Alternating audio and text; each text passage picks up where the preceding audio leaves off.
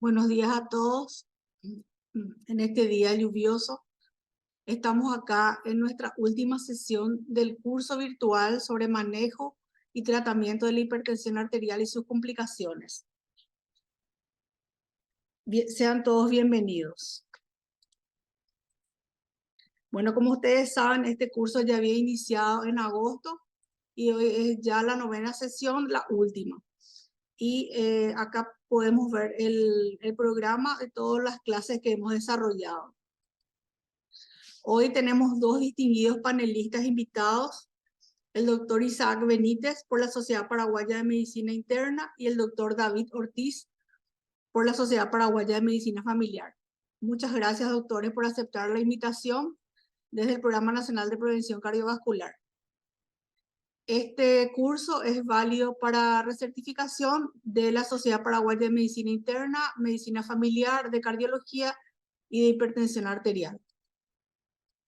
Hoy estaremos con la 17ª y 18ª región sanitaria.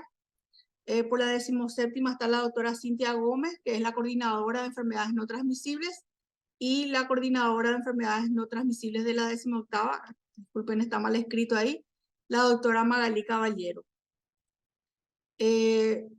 Tendría que presentar en primer lugar la 17ª, Alto Paraguay, pero está con unos problemitas. Así que vamos a empezar con la presentación del caso clínico y actualización sobre hipertensión arterial y enfermedad renal, que nos va a hacer la 18ª región sanitaria capital, y después Alto Paraguay nos va a presentar emergencias hipertensivas.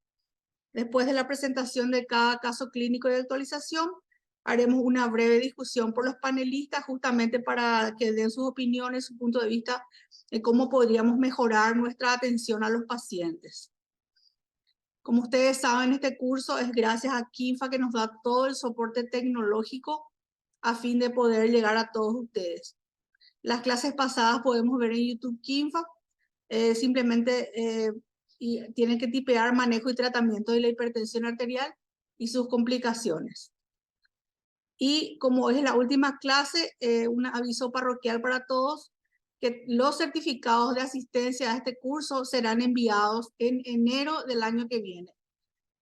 Ya sea para los panelistas también, a quienes agradecemos, como a todos los que asistieron. Y entre el 16 y 30 de enero del 2024. Y si no recibieron para el 1 de febrero, ustedes pueden escribir a este correo, que es docencia.pnpc.mspbs@gmail.com para ver por qué motivo aún no les llega. Pero para el año que viene, todos contarán con su certificado, tanto los panelistas como los asistentes. Bueno, muchas gracias. Le voy a dejar la palabra a la coordinadora de enfermedades no transmisibles de la 18ª región sanitaria, la doctora Celia Magalí. Doctora Magalí, por favor, si podés presentar a tu equipo y escuchamos tu caso clínico. Muy buenos días a todos. Sí, soy la doctora Magalí Caballero, encargada de coordinadora de enfermedades crónicas no transmisibles de la 18ª región. Y estoy con mi compañero, que es el doctor Luis Figueroa. Él es médico de la USF San Cayetano. El doctor Luis Figueroa es médico de familia y también diabetólogo. Nos vamos a presentar el caso de hipertensión y enfermedad renal crónica. Y gracias a todos por estar.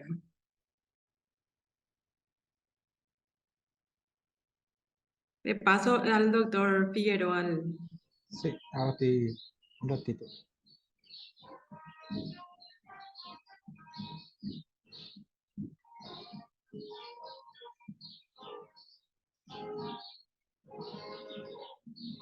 Bueno, el día de hoy, agradecido por la invitación, agradecido también por dar la oportunidad de compartir con ustedes una charla tan importante como la de hoy. El caso clínico que voy a presentar es sobre un paciente masculino de 65 años, que es de Asunción, que es tiene como profesión es albañil, se llama parte de construcción, es viudo, que acude a la consulta por cefalea de mareo. La institución de consulta es justamente la unidad donde yo estoy, vamos a decirle, cumpliendo mis funciones, que es en San Cayetano 2, que es el primer nivel de atención. El paciente es conocido portador de hipertensión hace aproximadamente 8 años con tratamiento regular con enalapril 40 miligramos día. Diabetes tipo 2, el tratamiento regular con metformina, un comprimido post almuerzo. Insulina NPH 22, pre-desayuno y 12 pre-cena. Lipidemia en tratamiento regular con atorvastatina 40 miligramos una vez al día. Y como dato de valor tenemos una obesidad mórbida con un índice de masa corporal de 49.2.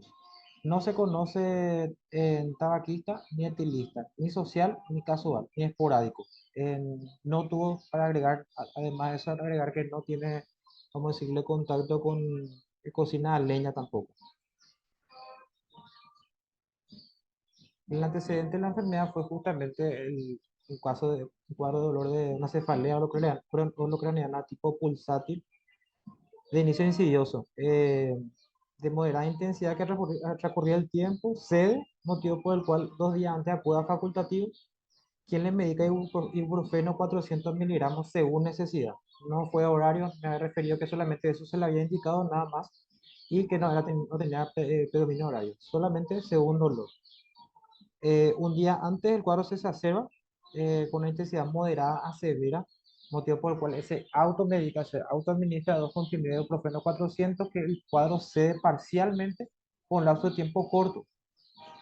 12 horas aproximadamente antes de la consulta, al cuadro se le agregan mareos de inicio brusco que no cede, motivo por el cual acude a nuestra consulta, a nuestra unidad y es atendido.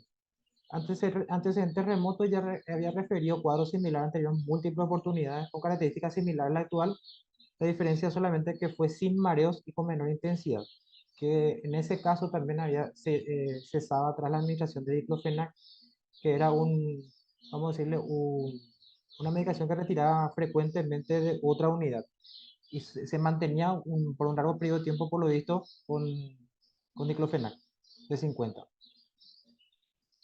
Los signos vitales al motivo al ingreso, o sea, a la consulta fue 207-128, frecuencia cardíaca 84, respiratoria 19, glucosa capilar 136, temperatura axilar 36.3 y oxígeno aire ambiente 98%. Los datos positivos al examen físico justamente fue coloración de piel moderadamente pálida, humedad, urgencia, elasticidad levemente disminuida, mucosa, coloración moderadamente pálida y semiseca. El aparato cardiovascular, ictus, coro y palpo. No veo, pero palpo.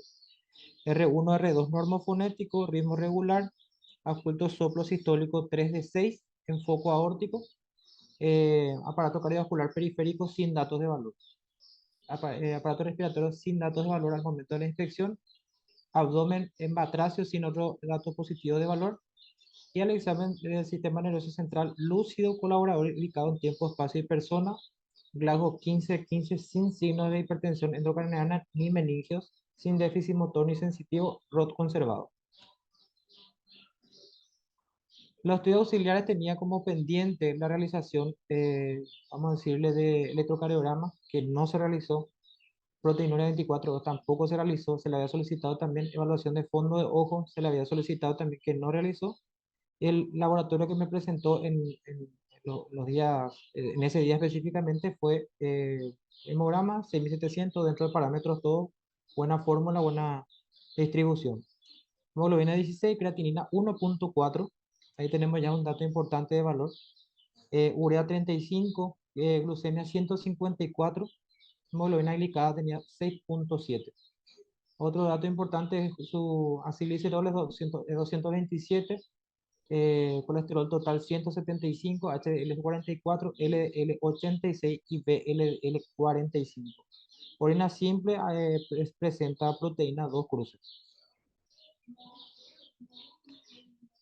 Utilicé justamente este cálculo que es de la Sociedad Española de Nefrología, que para estimar más o menos cuánto estamos con la tasa de filtrado glomerular, que es justamente el MDR-CKD-EPI, ¿verdad?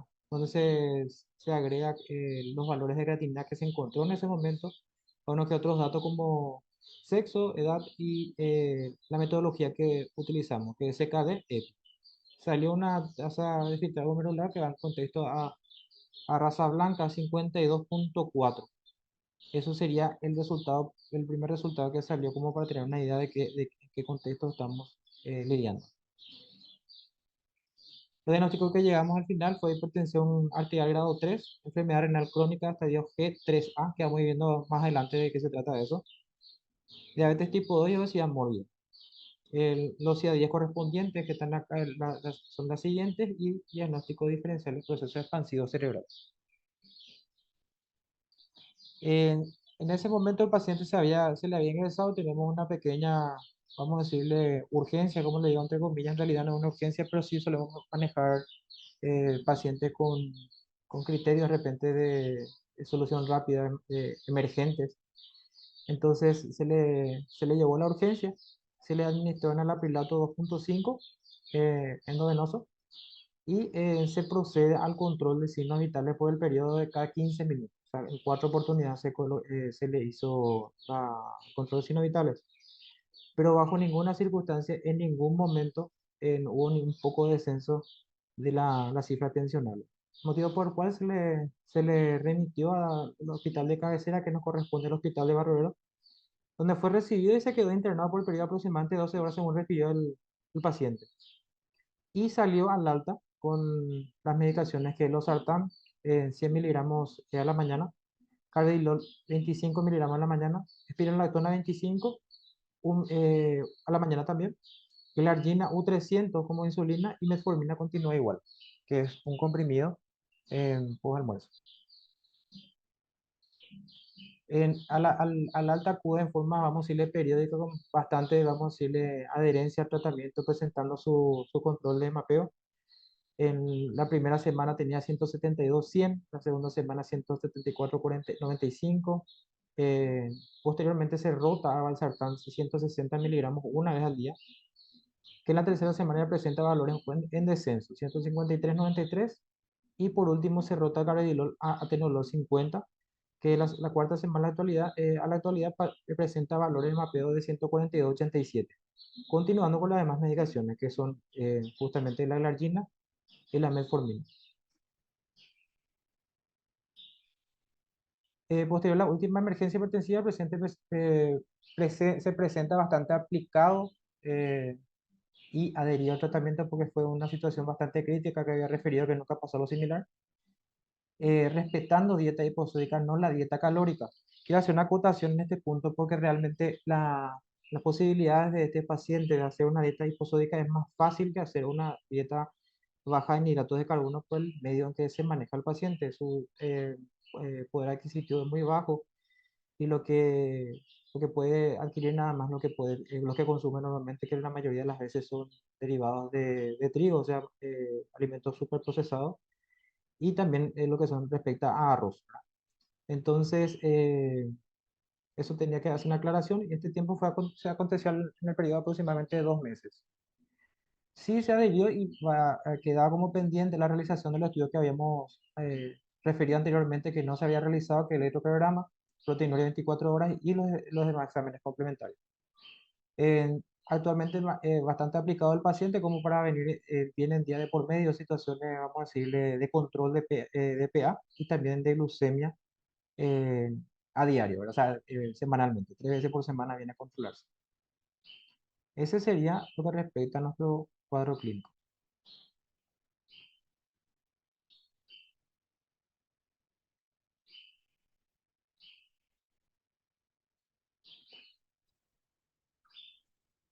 Ahora, lo que respecta al cuadro en sí, repito, sí, eh, vamos a hablar en contexto de la revisión que vamos a hacer con este paciente. Justamente la enfermedad renal crónica con relación con la hipertensión arterial. Doctor, Para puedes poder, descompartir, discúlpame, doctor, tenés que descompartir tu caso y alzar tu actualización. bueno, me comparto y vuelvo a hacer. Bueno,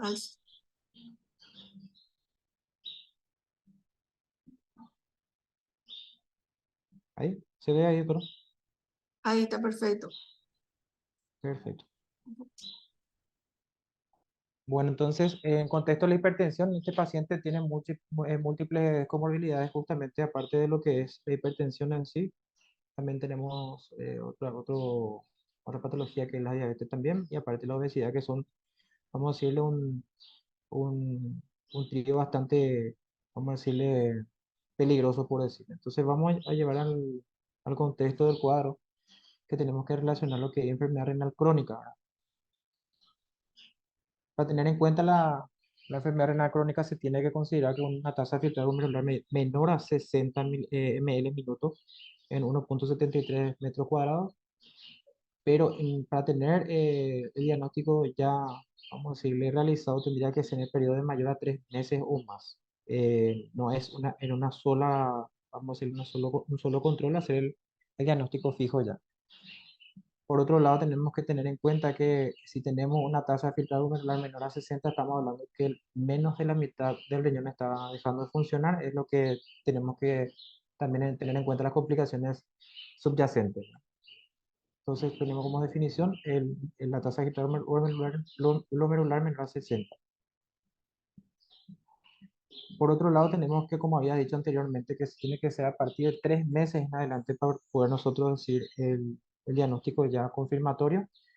Pero antes de llegar a eso tenemos la posibilidad de buscar otros recursos. Por ejemplo, lo básico que nosotros pedimos en la primera consulta podría ser simplemente un hemograma con perfil renal, electrolito, entre otras cosas, que es fácil de conseguir.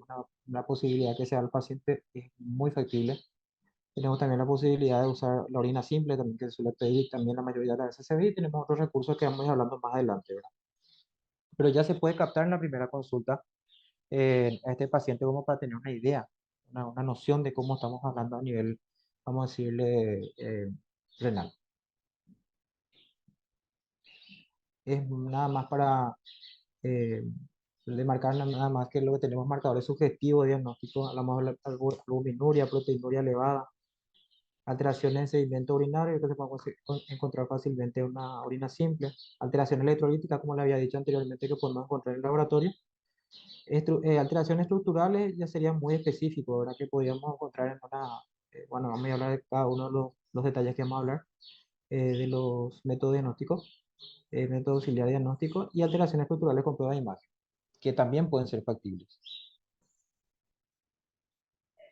Para clasificar la enfermedad renal crónica hay una tabla que ahora mismo estamos viendo, que justamente nosotros a este paciente le englobamos como una G3A, que corresponde a 45-59 ml minuto en 1,73 metros cuadrados, ¿verdad? Entonces, en esta clasificación se encuentra, como veíamos, vamos a recordar nada más, que a partir de 60 para abajo estamos hablando de una enfermedad renal crónica. La descripción sería que es una ligera o moderadamente disminuida. Ese sería en caso de usar los cálculos que habíamos hablado, vamos a hablar más adelante también de eso. Y por otro lado tenemos categorías de albuminuria y proteinuria, que son otra clasificación que es A1, A2 y A3. Y vamos a ver los valores que corresponden entre 30 a 300 y mayor a 300, que a medida que va pasando sería muy elevada, moderadamente elevada y levemente elevada serían estos casos, ¿sí? Esto vamos a irle desglosando más adelante. O sea, no es para preocuparnos todavía. Bueno, lo que respecta hace un poquito de fisiopatología, el problema de la enfermedad renal crónica es más bien se va relacionado con ¿cómo decir? La inestabilidad, por dar un nombre, eh, de del sistema renina-angiotensina-aldosterona.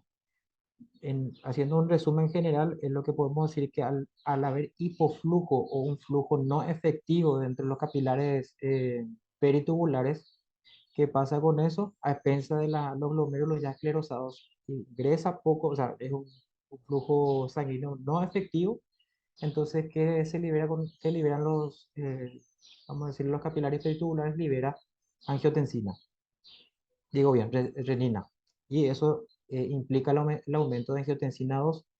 Entonces, ¿qué conseguimos con eso? A partir del aumento de presión, sabemos bien que la angiotensina 2 potente vasoconstrictor, entonces a razón de eso aumenta la presión a nivel sistémico. Con eso se consigue, por decirles, el aumento del flujo a nivel capilar y se produce la, vamos a decirle, la filtración. Pero acordarse, es una hiperfiltración porque está sobrecargado los números que quedan como remanentes. Eso sería básicamente lo que ocurre. Las calculadoras que le había comentado que estaba usando, tenemos la posibilidad de usar la de la UPS, que es la CardioCal, que tiene también, no solamente tiene, vamos a decirle, la cálculo filtrado glomerular, sino también tenemos riesgo cardiovascular, índice de masa corporal también. Como vale recalcar que estos son estimativos, no es, vamos a decirles, vamos a decirle directamente, o sea, diagnóstico definitivo, es un estimativo nada más, pero sí da mucha idea de cómo podemos afrontar o encarar la patología. Este sería en caso de cardiocal de la OPS y la que encontramos que son de la Sociedad Española de Nefrología, que encontramos múltiples calculadoras que son todas efectivas. La que había utilizado la MDR-CKD EPI. Este sería el que se utilizó esta vez. Más de lo mismo, como habíamos dicho, tenemos posibilidades múltiples de hacer diagnóstico a través de métodos diagnósticos como una simple orina simple. Podemos encontrar análisis de sangre, donde podemos pedir urea creatinina. Orina simple encontramos presencia de proteína, o sea, presencia de proteína en orina. También pruebas de imágenes, que sería, no le veo como muy efectivo, pero sí es cuestión de nombrar nada más que la ecografía renal, ¿verdad? Porque en ese caso vamos a ver la morfología renal de cómo estamos, vamos a decirle, o sea, la morfología del riñón para tener también una idea más agregada de lo que estamos hablando. Y en casos extremos, que de repente no le veo, vamos a decirle, como una cosa útil que podamos hacer todos los días o pedirle a todos los pacientes que sea una biopsia renal, ¿verdad? En esos casos serían ya situaciones más específicas. Otro punto que tenemos justamente la que es el coeficiente albúmina creatinina en orina, que es la CACU, se puede hacer a través de una muestra de orina puntual, que no es lo mismo de hacer una orina simple, es una orina puntual de ese momento con la actividad reactiva, que se hace un cálculo y sale, vamos a decirle, no es con cálculo, sino más bien sale enumerado ya con la tabla que presenta las tiras, ¿verdad?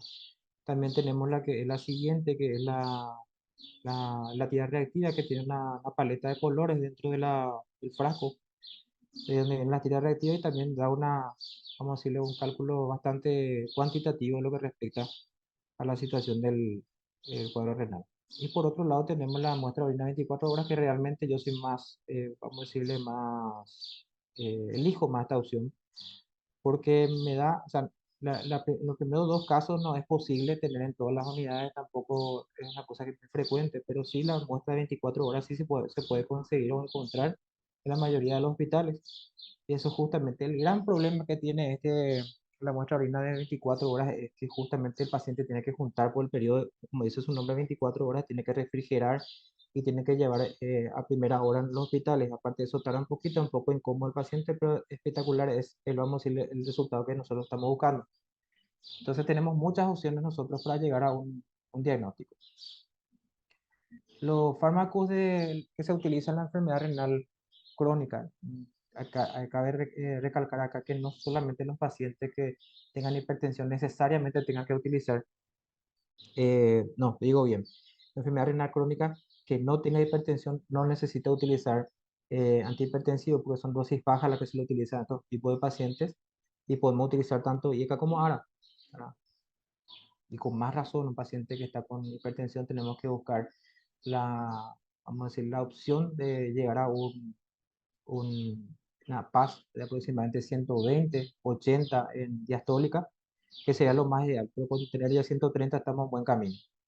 Lo más frecuente que podemos encontrar como fármaco antihipertensivo, en este caso encontramos el enalapril, que es lo más barato, lo más asequible, que la mayoría de las veces podemos encontrar tanto en el ambiente público como también en el privado, que es bastante, vamos a decirle, amigable con el bolsillo, ¿verdad? Principalmente por eso por la mayoría de los pacientes, que es en forma de paréntesis nada más, la mayoría de los pacientes cuando hablamos de medicaciones que de repente tienen un poco de valor, o sea, un valor agregado, ¿verdad?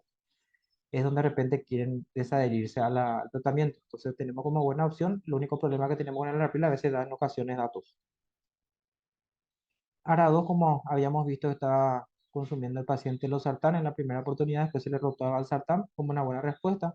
También los beta bloqueantes que también entran en los puntos de referencia. En este caso había tomado, se había iniciado con carvedilol, se le rotó a atenolol. Eh, bueno, estos son hay un punto también que quiero acotar, que en estos casos de pacientes con, vamos a decirle, con hipertensión grado 3 o más, el gran problema que tenemos es que no vamos con el enalapril nomás, no vamos a poder conseguir, a veces tenemos que combinar. La única diferencia que no, o sea, que la bibliografía recalca que no se puede, no es conveniente hacer la combinación de un ARA y un IECA. Entonces, sería una selección específica usando, vamos a decirles, antihipertensivos de diferentes clases, o sea, de diferentes familias en todo caso, y llegar 3 o 4 y 5 en ocasiones de antihipertensivo para llegar a objetivo. Así como es justamente acá iba a decir ese punto, que el problema de la hipertensión es que esto es un círculo vicioso de nunca acabar. A medida que se van perdiendo, se van esclerosando las unidades funcionales renales, aumentan más aún todavía la liberación de renina. Entonces, al aumentar la renina, aumenta la presión y un círculo de nunca acabar. Entonces, es donde nosotros tenemos que pensar ya cuando hacemos los primeros estudios con el paciente, pero sí hago la salvedad que sí tenemos que hacer un seguimiento de 3 meses como mínimo para llegar al diagnóstico de enfermedad renal crónica. Pero mientras tanto, nosotros ya podemos actuar con este paciente en cuestión de la toma de presión y llegar con un mapeo ambulatorio lo más correctamente posible mientras hacemos sus controles de laboratorial, entre otros, para llegar al objetivo. Los últimos datos que se pudo haber realizado con la revista que se publicó para ser específico fue los datos de INS. La revista se publicó en junio del año pasado, donde se encontró que el 25% de los, o sea, la enfermedad renal crónica, el 25.5%, de los cuales son 74% fueron, vamos a decirle, con filtrado glomerular normal. Estadio 1 fue 15% ya, estadio 2 sería 9.2 y en descenso en estadio 3. Como había dicho anteriormente, este paciente tenían todas las comorbilidades y justamente está lo que dice acá en la revista que se publicó, que dice HTA y diabetes. Son las patologías más asociadas con enfermedad renal crónica. En estadio 1, HTA 51% y diabetes 33%. En todo caso, se inclinan netamente hacia el lado de hipertensión arterial. Infección de urinaria 11%, estadio 2 con HTA 12% y diabetes, con diabetes mellitus 18.5%. Y solo decía 18.4, 18.8. Si vamos a poner a contextualizar nuevamente este paciente, encontramos lo que es 18.8% con obesidad. Y con una proteinuria aislada 50%.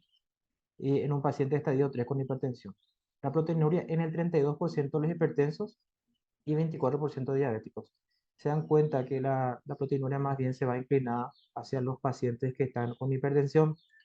Y de hecho que en este caso tenemos dos enfermedades, o sea, dos patologías que están, vamos a decirle, animando vamos a decirle, a complicar el cuadro. Y un grupo de pacientes obesos 24%. Bueno, estas son las últimas estadísticas que se puede haber publicado en lo que respecta a nuestro país.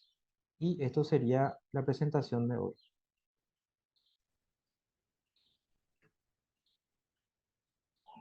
Muchas gracias, doctor. Excelente. Vamos a escuchar un poquito las opiniones y qué podemos mejorar lo que el doctor Luis presentó. Doctor David, escuchamos sus opiniones. Sí, buen día a todos. Muchas gracias por dejarme participar en este. Gracias, doctor Luis, por la excelente presentación y actualización que hizo. Solamente para recalcar algunos puntos en la presentación, y el doctor Luis ya mencionó esto, es solamente para enfatizar. Uno es justamente este paciente, un error común que yo también cometo, que muchos cometemos, es justamente el tema del AINE. El AINE realmente nosotros deberíamos evitar en pacientes que tienen hipertensión, más todavía si ya tienen nefropatía. y es algo que lastimosamente es muy difícil sacarle de la cabeza a nuestros pacientes porque están muy acostumbrados a tomar AINES habidos y por haber. Sin embargo, sabemos que el AINE 1 afecta al riñón y 2 eleva la presión. Entonces, ese a veces es uno de los motivos por el cual nuestro tratamiento no está funcionando, es que el medicamento, a veces sin contarnos inclusive, está consumiendo esos medicamentos. Sé que en este caso, este paciente yo sospecho que estaba utilizando más AINE de lo que admitía, ¿verdad? Que es muy común, ¿verdad? Lo otro Así es que a mismo. veces también es muy complicado el tratamiento con estos pacientes. Tenemos la guía del ADA, tenemos la guía de hipertensión, tanto la europea como la americana, que te pintan un cuadro muy lindo, te dan unos algoritmos muy espectaculares, pero a veces en nuestro medio es difícil seguir eso justamente por lo que dijo el doctor Luis, el tema del acceso de los medicamentos. De verdad, lo ideal sería que este paciente pueda consumir así justamente un IECA, que es lo más accesible. Segunda línea, un diurético tipo tiacídico, tal vez, o también un bloqueante canal de calcio, amlodipino es uno que se puede utilizar, que está bien estudiado. Después los ARA2 también son una opción. Si es que no se tolera el IECA, como dijo el doctor Luis Dien, aproximadamente 30% de nuestros pacientes que toman IECAS empiezan a tener esa tos. Algunos les molesta, algunos no les molesta y prefieren tolerar esa leve tos que tener que pagar el doble por su ARA2. Pero como siempre decimos, el mejor medicamento es el que el paciente va a consumir. Entonces a veces nos encontramos con la limitación de que o el paciente esto es lo que puede acceder o esto es lo que nos va a tomar y este es el régimen que le damos. Y cuando viene otro colega, a veces mira un poco nuestro régimen y dicen, la pucha, ¿por qué no hicieron esto, aquello, lo otro? Pero es justamente porque desconocen la situación del paciente y no están enterados de eso. Entonces, eso es algo que hay que tener en cuenta, pero la meta siempre es conseguir que el paciente se adhiera al tratamiento, que su presión baje a las metas, que se puedan controlar las comorbilidades. Este es un paciente, entre paréntesis, también que sería espectacular poder darle un SGLT2 o un GLP-1, pero otra vez hay que ver si el paciente tiene acceso a su medicamento. Eso le ayudaría con su peso, le ayudaría con la presión, con el manejo de su glicemia, pero son medicamentos que a veces nuestros pacientes no pueden acceder a eso lastimosamente. Entonces, ese es el comentario que tengo. Dejo también al doctor Isaac si quiere agregar algo. Buen día, ¿cómo están? También un gusto compartir con ustedes. Voy a ver un poco con mi cámara para cambiar 2 segundos. Ahí estamos. Bueno, sí, excelente la presentación, doctor Luis. Gracias también por tu aporte, doctor David. Quería agregar unas cositas. En este paciente, una de las cosas que me llama la atención es la obesidad, ¿verdad? Tiene una obesidad mórbida, un índice de masa de 49. Y tenemos que tener mucho cuidado también. Es un error muy frecuente que, así como dijo el doctor, yo también comento, ¿verdad? Es la fórmula a ser utilizada. De hecho, que la fórmula que usó el doctor Luis es la fórmula que actualmente usan varias guías. Hay una nueva fórmula, la que usaste, la de 2008. Hay una nueva fórmula actualizada de la ecuación de creatinina de la Sociedad de Epidemiología de la Enfermedad Renal Crónica, que es la CKD-EPI, ¿verdad? Vos usaste la de 2008 y una nueva de 2021, que ya no discrimina la raza. En nuestro caso, pues la raza es un problema, porque no somos ni raza blanca ni raza negra. En el Paraguay somos una raza mestiza. Entonces nos vendría mejor usar esa guía. Sería, para que la gente, no sé si pueda anotar ahora sí, CKD EPI 2021. Se encuentra en Google sin problema, ¿verdad? Ahora bien, esa guía, perdón, esa calculadora no mete el peso dentro de lo que es el cálculo, ¿verdad? Entonces, ahí es un problema con los pacientes obesos.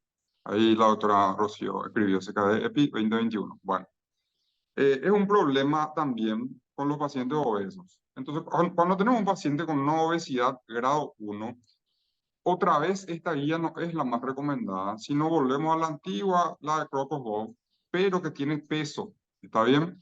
Esa podemos poner fórmula de Crocus-Hoff en Google y nos aparece la fórmula. Yo hice el trabajo de medir el clearance de creatinina de este paciente, pues, teniendo en cuenta aproximadamente su peso y su talla, ¿verdad? Pensando en mí, 1,70, él tendría aproximadamente 140 kilos. No sé exactamente la contextura exacta, pero más o menos eso nos daría ese índice de masa. Y nos da un filtrado glomerular de 74 en este caso. Importante en esa fórmula de peso, no poner el peso real del paciente.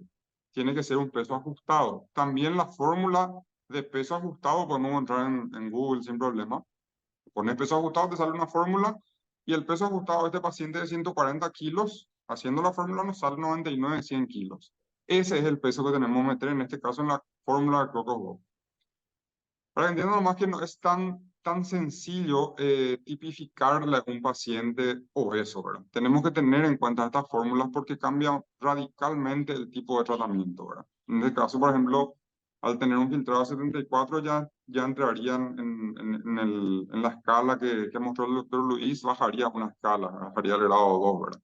Que sería una enfermedad renal leve, ¿verdad? De igual forma, otra de las cosas que quería acotar y que ya acotó el doctor David, que a este tipo de pacientes sí hay posibilidad el inhibidor del cotransportador sodio glucosa tipo 2, ISGLT2, le viene pero espectacular, le ayuda en lo que es su diabetes, le ayuda en aprobar la insuficiencia cardíaca, que casi seguro va a comenzar a producir una hipertrofia cardíaca, tanto por afectación de la presión como de la insuficiencia renal que va a comenzar a tener. Le ayuda muchísimo en ese sentido. También ya está demostrado que baja un poquitito la presión. Bueno, en ese caso, problema a nivel del listado básico de medicamentos del Ministerio de Salud Pública, no contamos con ese medicamento y tiene un costo relativamente elevado. Acá que estamos en un grupo de médicos, podemos hablar incluso de costo, estamos hablando entre 200, 300 mil, 150 en los días de oferta de farmacia, ¿verdad? Que de forma mensual tiene que comprar el paciente. Con esa plata a veces el paciente come todo ese mes. Entonces tenemos que ubicarnos mucho en la situación del paciente, hacer lo que podamos, pero como médicos nosotros tenemos también que dar esa opción. Hay veces que podemos sorprendernos. Yo antes no daba esa opción porque decía no va a poder comprar, pero muchas veces dando esa opción el paciente tiene un familiar que le puede comprar, se compromete y ayudamos mucho a su nivel de vida. Entonces, no por la parte económica, no decir lo que hay que hacer también. A lo más filosófico ya lo que estoy hablando, pero creo que puede sumar un poco, ¿verdad? Bueno, volviendo a lo que son los medicamentos que se usaron para este paciente, vi que estaba con... De hecho, que voy a centrarme en lo que son los medicamentos. Ya habló un poco el doctor David. La primera línea siempre, por el factor nefroprotector que tiene, son los IECA y los ARA2. Siempre, siempre. ¿Cuáles son las excepciones? Como dijo el doctor Luis, también el tema de la tos es un problema que la gente refiere mucho, ¿verdad? También la adherencia al tratamiento. Con el enalapril tenemos el problema que se toma 2 veces al día. Prioritariamente a nivel mundial ya se está priorizando el de dar medicamentos que se tomen una vez por día. Tenemos IECA como el Ramipril, Perindopril en el mercado, pero bueno, lo que tenemos dentro del listado otra vez no incluye ninguno de estos medicamentos. Ahí le estamos hinchando ya a la doctora Rocío para que presione para que tengamos ya esos medicamentos y también los combinados, ¿verdad? Las mezclas entre perindopril, amlodipina, etcétera, ¿verdad? Bueno, entonces, primera línea, IECA ARA2, y después tenemos que dividir según el nivel de proteinuria. En este caso, como dijo el doctor Luis, que ya tenía, medimos el nivel de proteinuria entre menor a 500, mayor a 500. Si tiene menor a 500 de proteinuria, le podemos agregar una amlodipina, que sería un calcio antagonista dihidropiridínico. En caso de que la proteinuria sea mayor a 500, no es muy recomendable la amlodipina. En ese caso tendríamos que usar los no hidropiridínicos. Qué problemática esta palabra. Pero serían el verapamil y el liltiazem. Tampoco tenemos dentro de nuestro listado el verapamil y el liltiazem, ¿verdad? Pero sería una mejor opción que la amlodipina cuando tenemos una proteinuria mayor a 500. Entonces, cuando este paciente te venga con su resultado de orina 24 horas, doctor, tendrías que hacer esa diferenciación para saber cuál de los dos le das. Esa es la segunda línea. A su vez, el paciente con enfermedad renal crónica muchas veces nos viene con edema. Entonces dividimos con edema o sin edema. Básicamente, si tiene edema, diurético diurético del ASA. Si no tiene edema, continuamos como estamos, ¿verdad? Y bueno, eso sería más o menos el manejo básico que le damos a los pacientes. Entre el IECA y el ARA2, normalmente tenemos una tendencia a comenzar con IECA por algunos estudios que hablan a su favor, ¿verdad? El problema nomás es que el IECA a cierta dosis ya requiere un poco de ajuste a cierto grado de insuficiencia renal. Sin embargo, los ARA2 son un poco más nobles en ese sentido. Prácticamente, por ejemplo, los sartán, candesartán, creo que usaste vos, doctor valsartán, no me acuerdo. Muy poco ajuste necesita con el aumento del grado de insuficiencia renal, ¿verdad? Y bueno, esos son lo que noté y espero que pueda servir de algo, ¿verdad? Claro, por supuesto, bien recibido, doctor, muchas gracias. Excelente, doctor. ¿Puedes, por favor, comentar otra vez? Entonces sería en los pacientes en general, está bien la fórmula CKD-EPI 2021, pero cuando tenemos un paciente que tiene un poquito índice de masa alto, tenemos que usar la fórmula Cockcroft-Gold que ahí escribí en el chat y usar el peso ajustado del paciente. Así mismo, con eso aplica tanto a antihipertensivo, a antibiótico endovenoso, a varias cosas aplica esto. Y con esa fórmula nosotros podemos hacer una gran diferencia porque no hacemos, realmente usamos la primera que nos viene y es usar una fórmula, hacer calcular peso ajustado, es un poco más tedioso, pero la verdad que nos da diferencias grandes en el diagnóstico final incluso del paciente, ¿verdad? Entonces sería así mismo como dijiste, doctora Rocío. Excelente, excelente. Doctor Luis, no sé si querés hacer algún comentario con respecto a lo que escuchaste de los doctores. Sí, lo que quería recalcar nada más es lo que dijo justamente el doctor David también sobre el tema del uso crónico de AINE, una cosa que tendríamos que frenar y es solamente vamos a decirle un comentario nada más, que los pacientes vienen específicamente para retirar sus medicamentos y si o sí te piden un paracetamol o ibuprofeno o cualquier cosa te piden y justamente ese uso crónico va a ser lo que llevamos a justamente tener problemas, vamos a decirles, renales posteriores, no solamente eso, es hipertensión también, ¿verdad? Y el tema de la medicación, en lo que respecta al SGLT2, justamente sería lo ideal en ese caso administrar a este paciente, pero lastimosamente, como habíamos dicho, de hecho que también no podemos prejudiciar al paciente, podemos darle la opción, eso sí estoy totalmente de acuerdo con lo que dijo el doctor Isaac, darle la opción de poder usar un SGLT2, ¿verdad? Entonces, vamos a decirle, podría ser una opción que tenemos que agregar en ese caso, nada más. Excelente, doctor Luis. El doctor David, no sé si querés hacer un comentario final. No, creo que está todo dicho.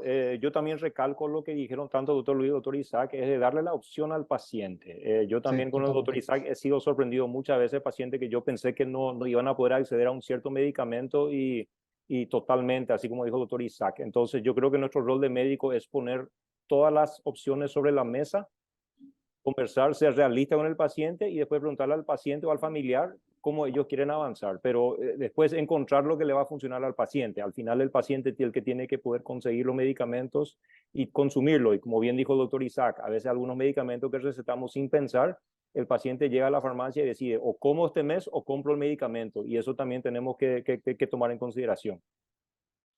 Así mismo. Excelente, doctor.